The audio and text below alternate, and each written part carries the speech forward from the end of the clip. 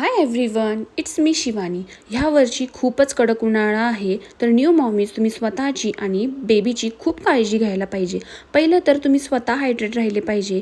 3 to 4 litre तुमचा daily water intake हवा, कारण ब्रेस्ट मिल्कमध्ये 80 to 90% पाणीच असते.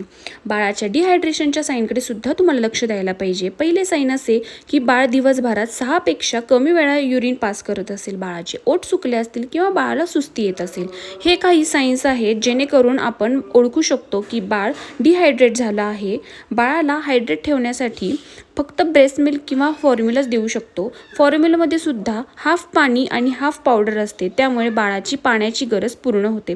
युजली बाळ 2 ते 3 तासांनी फीड मागतात, पण जर बाळ 1 ते 1.5 तासांनी फीड मागत असेल तर द्यायला हरकत नाही, कारण त्याने सुद्धा बाळ हायड्रेट राहील. नेक्स्ट टिप अशी की बाळाला कॉटनचे कपडे आणि अगदी लाईट कलरचे घालायचे.